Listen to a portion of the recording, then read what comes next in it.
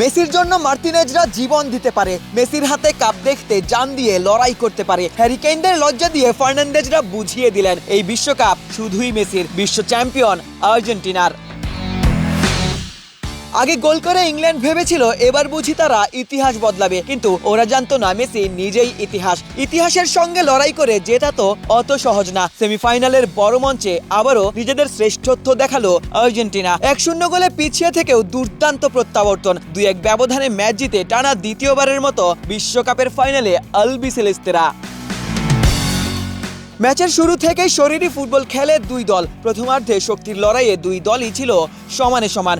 একের পর এক ফাউলে কোনো গোল ছাড়াই প্রথমার্ধ শেষ হয়, কিন্তু দ্বিতীয়ার্ধের শুরুতেই গোল করে এগিয়ে যায় ইংল্যান্ড। মেসির ভক্তরা ভেবেছিলেন আর্জেন্টিনার স্বপ্ন হয়তো সেখানেই শেষ, তবে দলে যখন মেসি আছেন তিনি তো জাদু দেখাবেন। পিছিয়ে পড়ে একের পর এক বড় গোলের সুযোগ মেসিই সৃষ্টি করেছেন।